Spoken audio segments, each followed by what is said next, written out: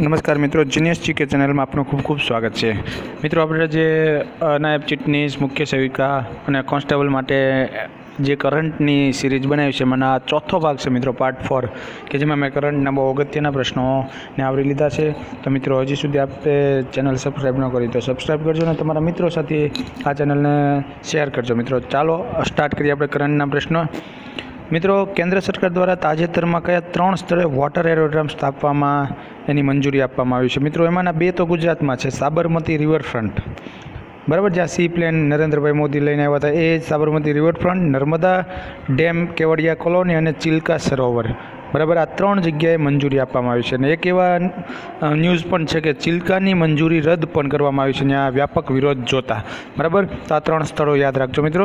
Next વાત કરીએ મિત્રો, તો તાજેતરમાં ભારતીય મૂળના એક નોબેલ પુરસ્કાર વિજેતા વ્યક્તિનું નિધન થયું છે। સાહિત્યમાં એમને સાહિત્યની અંદર નોબેલ પુરસ્કાર મળ્યો હતો એવા V.S. નાયપોલ, બરાબર, મૂળ ભારતીય છે, એ ઇંગ્લેન્ડમાં સ્થાયી થયા હતા અને એમનું હમણાં તાજેતરમાં નિધન થયું છે। 2001માં એમને સાહિત્યનો નોબેલ મળેલો હતો। ભારતીય મહિલા ક્રિકેટ ટીમના મુખ્ય કોચ તરીકે કોની નિમણૂક થઈ છે? ક્રિકેટ ટીમના મુખ્ય કોચ તરીકે રમેશ પવારની નિમણૂક કરવામાં આવી છે, કે જેઓ મુખ્ય કોચની ભૂમિકા ભજવશે। હવે આ એક ખાસ અગત્યનો છે, વકીલમાંથી સીધા જ સુપ્રીમ કોર્ટના જજ બનનાર પ્રથમ મહિલા કોણ છે?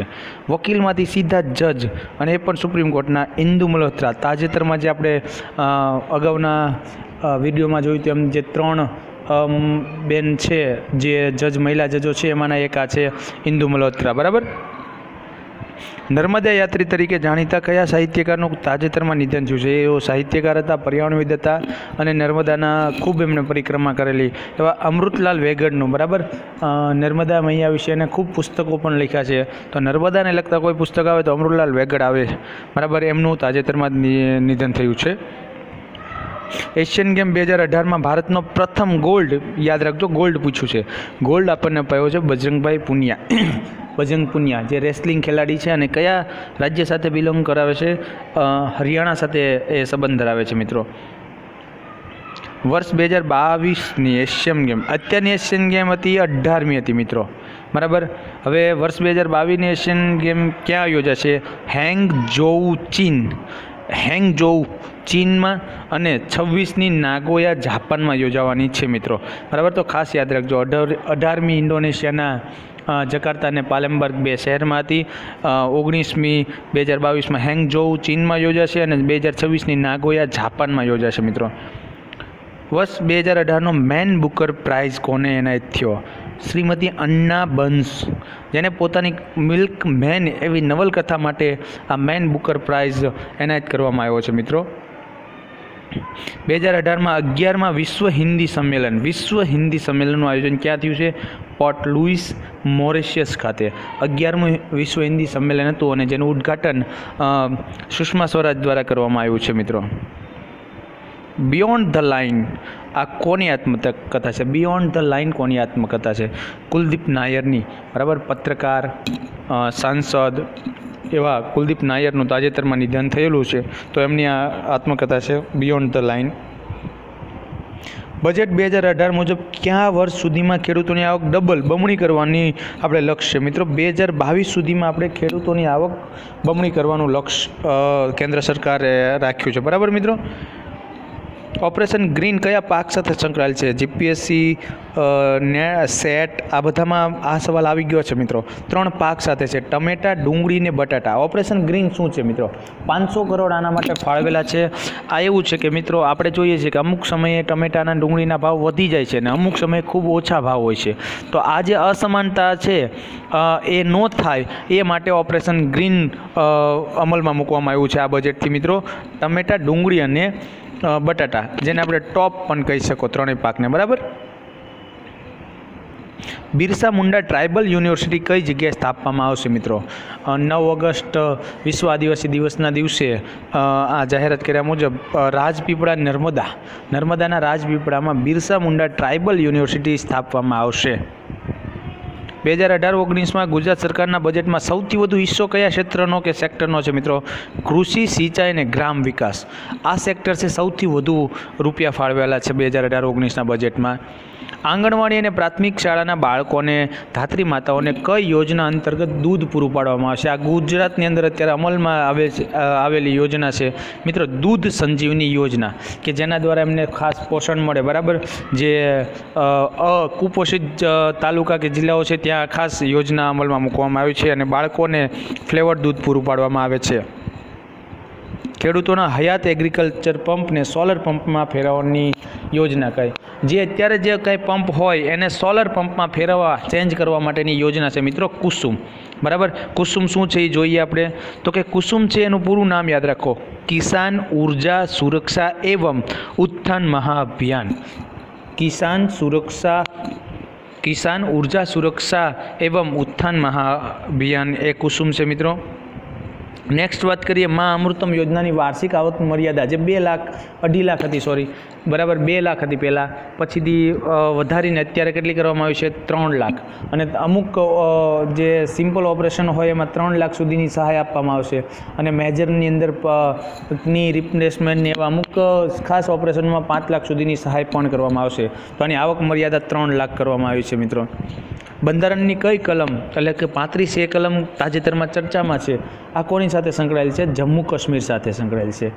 જમ્મુ કાશ્મીરની નાગરિકતા કે એના મૂળ નાગરિકો કોને ગણવા એ બાબતની આ કલમ છે. અત્યારે થોડોક વિવાદમાં છે, તો આ કલમ 35 જમ્મુ કાશ્મીર સાથે સંકળાયેલી છે. 370 પણ એની સાથે જ છે. તાજેતરમાં કઈ કંપની વિશ્વની સૌથી મોટી સહકારી કંપની, યાદ રાખજો, સહકારી કંપની છે IFFCO, Indian farmer fertiliser cooperative company, બરાબર. તો સહકારી ક્ષેત્રની વિશ્વની મોટી આ કંપની બની ગઈ છે મિત્રો અને આનું વડું મથક છે દિલ્હીમાં. તાજેતરમાં ચર્ચામાં રહેલ ચંદ્રયાન 2, આપણે જે 2019માં લોન્ચ કરવાના છે ચંદ્રયાન 2, એના લેન્ડરનું તાજેતરમાં પરીક્ષણ કરવામાં આવ્યું. આપણે એને શું નામ આપ્યું? વિક્રમ નામ આપ્યું. વિક્રમ સારાભાઈના નામ પરથી એનું નામ આપણે વિક્રમ આપવામાં આવેલું છે એ લેન્ડરનું, બરાબર મિત્રો. તાજેતરમાં જાપાનના હોલિડે હોમની મુલાકાત લેનારા પ્રથમ વિદેશી નેતા કોણ બન્યા? હોલિડે હોમની મુલાકાત લેનારા પહેલા નેતા છે નરેન્દ્રભાઈ મોદી, જે ફર્સ્ટ નેતા છે વિદેશી કે જેણે પહેલીવાર મુલાકાત લીધી હોય. આ આપણે ઓક્ટોબર મહિનામાં નરેન્દ્ર મોદીની જાપાન મુલાકાત સમયે બનેલી ઘટના છે મિત્રો. ટ્રેન 18, આ શા માટે ચર્ચામાં છે? ટ્રેન 18 ખાસ યાદ રાખજો, ભારતની પહેલી એવી ટ્રેન છે કે જે એન્જિન વગરની છે અને આનું નિર્માણ પણ ચેન્નઈમાં છે ને એનું સફળ પરીક્ષણ, આપણે પહેલું પરીક્ષણ ચેન્નઈમાં કરી દીધું. તો એ ટ્રેન 18, અહીંયા એવું છે કે અહીંયા આગળ ટ્રેનની આગળ એન્જિન હોતું નથી, દરેક ડબ્બામાં જ નાના એન્જિન આપેલા હોય છે. એટલે આ એન્જિન વગરની આપણી પ્રથમ ટ્રેન છે મિત્રો. વિશ્વની સૌથી ઊંચી પ્રતિમાનું લોકાર્પણ ક્યાં કરવામાં આવ્યું? મોસ્ટ આઈએમપી પ્રશ્ન, આમાંથી આવશે, બરાબર. કઈ જગ્યાએ? સાધુબેટ કેવડિયા કોલોની ખાતે, નર્મદામાં જે કેવડિયા કોલોનીથી 3 કિલોમીટર અંદર સાધુબેટ ખાતે આ વિશ્વની સૌથી ઊંચી પ્રતિમા સ્ટેચ્યુ ઓફ યુનિટીનું લોકાર્પણ કરવામાં આવ્યું. કોના દ્વારા? નરેન્દ્રભાઈ મોદી દ્વારા એનું લોકાર્પણ કરવામાં આવ્યા. એની વાત હજી કરીએ આપણે તો સરદાર પટેલની આ વર્ષે 143મી જન્મ જયંતિ છે મિત્રો, બરાબર. સ્ટેચ્યુ ઓફ યુનિટીની હાઇટ કેટલી છે? 182, એટલે વિશ્વની ઊંચામાં ઊંચી પ્રતિમા બની ગઈ. આની જાહેરાત કરી હતી તો મુખ્યમંત્રી નરેન્દ્રભાઈ મોદી દ્વારા 2010માં કરવામાં આવી હતી જાહેરાત, અને 31 ઓક્ટોબર રાષ્ટ્રીય એકતા દિવસ તરીકે પણ મનાવવામાં આવે છે. અને બીજી એક પણ ક્વેશ્ચન આવે કે પહેલાં કયા મુખ્યમંત્રી છે જેણે અહીંની મુલાકાત લીધી હોય? તો યોગી આદિત્યનાથ છે કે જેણે સ્ટેચ્યુ ઓફ યુનિટીની મુલાકાત લીધી હોય, બરાબર. ગુજરાતમાં ફૂટબોલ અકાદમી સ્થાપવા 2 સ્થળોની પસંદગી કરવામાં આવી છે. આ બંને સ્થળો કયા છે? હિંમતનગર અને ગાંધીનગર. આ 2 જગ્યાએ ફૂટબોલ અકાદમી સ્થાપવામાં આવશે જેથી ફૂટબોલની રમતને પ્રોત્સાહન મળે. ઇઝ ઓફ ડુઈંગ, આ ખાસ યાદ રાખજો, વર્લ્ડ બેંક દ્વારા બહાર પાડવામાં આવે છે report ease of doing business માટે સરળ દેશો કે જ્યાં બિઝનેસ બહુ સારી રીતે થઈ શકે એવા દેશોમાં ભારતનો ક્રમ 77માં આવ્યો છે 2018માં મિત્રો. કારણ કે 2017માં આપણે 100 હતા, પ્રગતિ કરી છે, 100મા ક્રમથી 77મા ક્રમ સુધી આવી ગયા છે મિત્રો, બરાબર. તો ખાસ યાદ રાખજો 77મો ક્રમ. ભારતની સુપ્રીમ કોર્ટના 4 નવા નિમાયેલા જજ કોણ છે મિત્રો? આપણે ગુજરાત માટે ખાસ યાદ રાખવું પડશે. ગુજરાત હાઈકોર્ટના મુખ્ય ન્યાયાધીશ જે આર સુભાષ રેડ્ડી હતા, એમની નિમણૂક સુપ્રીમ કોર્ટમાં થઈ છે. બરાબર. પછી એમ.આર. શાહ જે પટના હાઈકોર્ટના મુખ્ય ન્યાયાધીશ હતી, એમની પણ નિમણૂક ત્યાં થઈ છે મિત્રો. આર સુભાષ રેડ્ડી અને એમ.આર. શાહ. આ ઉપરાંત હેમંત ગુપ્તા અને અજય રસ્તોગી, આ 4 જણા છે કે જેની નિમણૂક તાજેતરમાં સુપ્રીમ કોર્ટમાં થઈ છે. બરાબર. ખાસ યાદ રાખજો, આર સુભાષ રેડ્ડી ગુજરાત હાઈકોર્ટના મુખ્ય ન્યાયાધીશ હતા. ગુજરાત હાઈકોર્ટના નવા મુખ્ય કાર્યકારી ન્યાયાધીશ તરીકે કોણ આવ્યા? જો આમ ગણો ને તો આમની નિમણૂક થઈ છે અનંત દવેની. બરાબર. પણ જ્યાં સુધી એ હાજર ન થાય ત્યાં સુધી અખિલ કુરેશી આ પદ ગ્રહણ કરશે મિત્રો. બરાબર. એટલે કાર્યકારી ન્યાયાધીશ તરીકે કે ન્યાયમૂર્તિ તરીકે અખિલ કુરેશીની નિમણૂક થઈ અને મુખ્ય ન્યાયાધીશ તરીકે અનંત કુમાર દવેની નિમણૂક થઈ છે મિત્રો. તાજેતરમાં બદલાયેલા નામ, આ વિશે ખાસ યાદ રાખજો. ક્વેશ્ચનની તે નથી જોતા, આપણે બધા એક એક જોઈ લઈએ, કારણ કે આમાં ક્વેશ્ચન ઘણા બધા બની જશે. અત્યારે એક થોડાક ટાઈમ પહેલાં અલ્હાબાદનું નામ આપણે બદલીને શું કર્યું? પ્રયાગરાજ. બરાબર. એ પછી શિમલામાં પણ નામ ચેન્જ થયું. શિમલાનું નામ ચેન્જ કરીને આપણે બનાવી નાખ્યું શ્યામલા. બરાબર. પાછું ઉત્તર પ્રદેશમાં ફૈઝાબાદનું નામ બદલીને અયોધ્યા કર્યું. પછી છત્તીસગઢની રાજધાની નયા રાયપુર કે ન્યૂ રાયપુર છે, એનું નામ પણ અટલ બિહારી વાજપેયી પરથી અટલનગર રાખ્યું. પછી બુંદેલખંડ, બરાબર, થોડીક ટાઈપ મિસ્ટેક છે, એનું નામ પણ આપણે અટલ પથ રાખી દીધું છે. તો મિત્રો પ્રયાગરાજ, શ્યામલા, અયોધ્યા, અટલનગર ને અટલ પથ, આ જે છે એ અમુક નામ છે. હજી આની અંદર એડ કરીએ તો બોગીબુલ પુલ છે અસમમાં આવેલો બ્રહ્મપુત્ર નદી પર. બરાબર. લાંબામાં લાંબો, એનું નામ પણ ચેન્જ કરીને આપણે અટલ સેતુ કરવાના છીએ.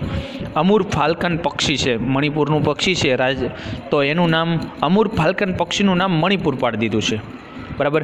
પછી પલામુ મેડિકલ કોલેજ, બરાબર, ઝારખંડ બાજુ આવેલી, તો અટલ બિહારી વાજપેયી મેડિકલ કોલેજ નામ આપી દીધું. અને હબીબગંજ રેલવે સ્ટેશન, તો અટલ બિહારી વાજપેયી રેલવે સ્ટેશન. એક વસ્તુ તો સાફ થઈ ગઈ મિત્રો કે આ વખતે જે નામ ચેન્જ થયા છે એમાં અટલ બિહારી નામ જે છે આપણા પૂર્વ વડાપ્રધાનના નામ પરથી સૌથી વધુ વાર આવેલું છે. તો આ બાબતે તમે થોડુંક ધ્યાન રાખજો મિત્રો. બરાબર. અહીંયા આપણે આપણો પાર્ટ 4 પૂરો કરીએ છીએ મિત્રો. હજી સુધી જો તમને કાંઈ પણ ક્વેરી હોય તો મને નીચે તમે કમેન્ટમાં લખી શકો છો મિત્રો. અને બીજું મિત્રો, તમને તમારી એક્ઝામ માટે બેસ્ટ લક. અને પાર્ટ 1, 2, 3 ની લિંક પણ હું નીચે ડિસ્ક્રિપ્શનમાં મૂકી દઈશ કે જેથી તમે એનું પણ રિવિઝન કરી શકો મિત્રો. લાસ્ટ ઘડી સુધી રિવિઝન કરજો મિત્રો. ઓલ ધ બેસ્ટ ફોર પરીક્ષા માટે. અને હા મિત્રો, હજી સબસ્ક્રાઈબ ન કર્યું તો સબસ્ક્રાઈબ કરીને તમારા મિત્રોને પણ આમાં જોઈન્ટ કરી દો મિત્રો. આભાર. મળીએ નવા વિડીયો સાથે મિત્રો.